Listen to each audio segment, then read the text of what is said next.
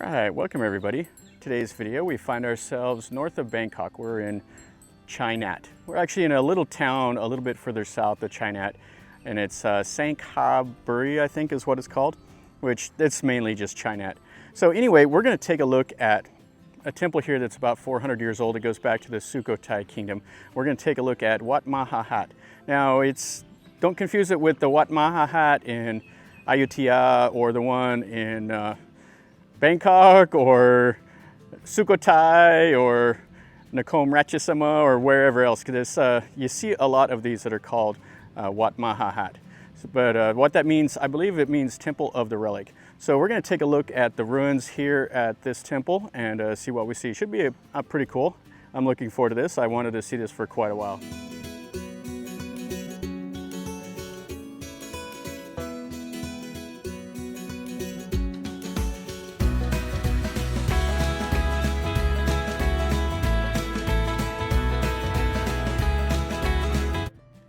And what they've done, this is the ruins here, is they've incorporated like new buildings on top of some of the old, and then you have some new buildings over here, and it is an active temple, so there are monks that come over here and do their normal things. You have like the big general purpose halls, you have the places for the funerals and everything else. So let's go into here. We'll look in this little building that they've built, and then we'll look at the ruins and see what everything looks like. This is a nice little Buddha. They have it here so people can come over and make merit, burn the joe sticks, stick the gold leaf, rattle the sticks, all the normal stuff that you see in a Thai temple. This Buddha is quite nice. It's in a seated, like subduing Mara, I think is the posture that it is, that's in. You see this one's a common pose. And it just has this nice little hall here with the red and gold and the maroon over there with a couple little porches. So the original wall would have been probably right over here, and that would have probably been like a porch, and they've kind of changed it up a little bit. When they excavated it, they found the original wall, and it was just down below the surface of what you see now. This was all abandoned. Burmese came through here the same as everywhere, and they were on their way down to Ayutthaya. They sacked all this stuff, and plus the locals fled whenever the Burmese were coming. So they just picked up and left because they were afraid of being put into bondage or killed by the Burmese soldiers. So there's quite a bit of this complex here. There's the old chedi, and then this looks like maybe a base or something here. And they had the walkway. You see these Buddhas, these are new. They put them here to where you would have seen what it looks like. But there would have been Buddhas all facing this chedi here. You can see there's a little bit of the molding and everything like that. This is the main chedi of this compound. Now the chedi itself is 19.2 meters by 19.2 meters. And it would have had stairs going up. And there would have been, what they think is, there would have been a bell shape up at the top, but whenever they found it, it was just basically in this condition here. And they did some digging around in it, the archaeologists did, and they say it's got some, like the base of it are 1 meter by 1 meter bricks, and then on the very inside is like rubble and dirt that they used as filler. But they built the base out of big stones, and then they put the bricks on top of it, and it would have had all the normal stuff with the little recesses and the lotuses and everything else, but there isn't a whole lot more to see now because it's kind of in bad shape. And right over here would have been the stairs that you would have been able to go up to the relic chamber. Kind of cool with that little building over there. And then over here is the wihan. So this wouldn't have been the stairs, this would have been a seated Buddha. And then there's a little bit more debris of some of the other seated Buddha that would have been facing the chedi. You can see the plaster and all of that. So they've put in a little bit more of the detail that you can see right there. When they did a little bit of the renovation, they put that on there. And then this is an ordination hall over here. Yeah, that's really nice. Wonder if it's going to be open. And then we have a huge seated Buddha there, and then you've got a Khmer prong that they're doing some renovation. It's over on this side are the stairs. I was a little confused about that when I saw those others. And then have this one over here. We'll look at that in a minute. Let's see if we can get into this hall right here. I really like the styling up on the little gable there. And then you have the Buasima stones. So they say this dates back to the early Ayutthaya or before. So there's tons and tons of history in this temple. And it's quite dry and hot. All the grass is kind of dead from being sun scorched. I guess we can go up in here and then we'll go look at that ordination hall if we can. So they're calling this one here the 9-room Vihara or wihan. So they say it was built from 1403 to 1424 under the reign of Samjet Pranadrat. So this is a gigantic hall. Wow, this would have been absolutely massive. So this was probably a later add-on. You see here it has these octagonal columns and they were massive. So the octagon shape is the Ayutthaya styling. They like to incorporate those into their temples. And you can see the little bit of the wall that's left. And then here is the throne. So they had a lot of little Buddhas right here in front of this main one. And over there, the little chedis and prangs. Yeah, this is really, really nice. Now this Buddha is definitely new, but the styling is quite cool. You can see it has the egg-shaped face. So it is a Sukhothai style. And then it has the top knot up on his head. And they have the longer little rolls of hair on his head. You don't see those as much. In the Ayutthaya style, they got quite a bit smaller. So let's see if we can get inside this hall over here. Yeah, it's locked up, unfortunately, so we won't be able to see inside of there. So this is 14 or 15 meters across by 30 meters. And it was restored in like 1925. And it's another one of the 14th century buildings. And whenever they came in here to restore it, it was just down to the base.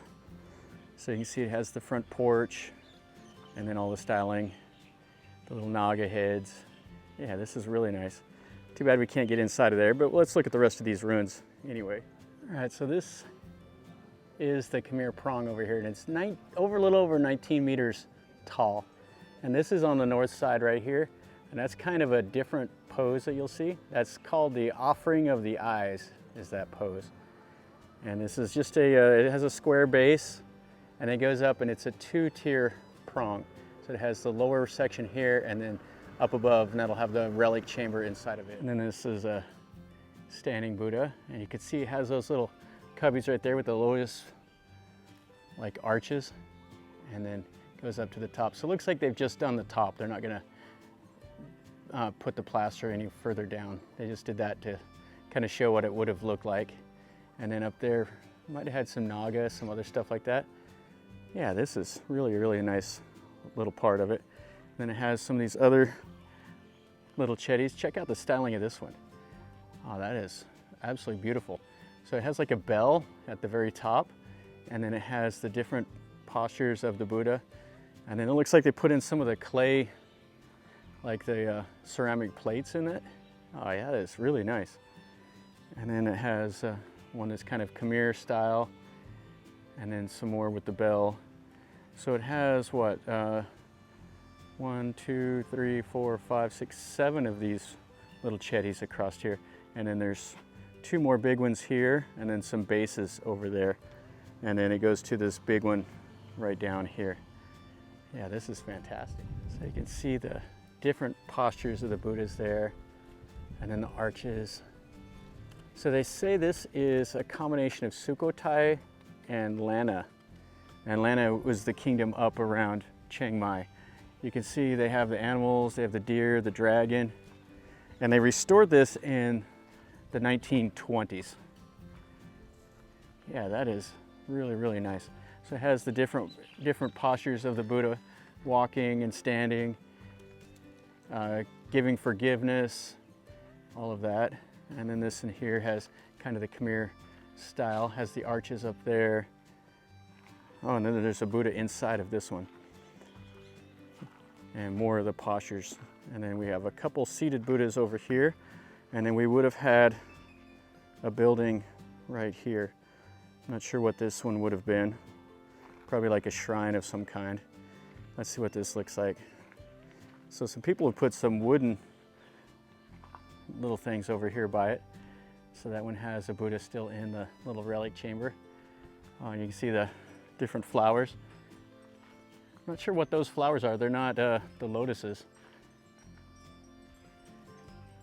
And then up here, some more of the Buddhas walking. The hand out in that one posture. Two hands out, Wang. Oh yeah, this is really, really nice. You can see how it was constructed with the bricks and then the plaster over the top of it.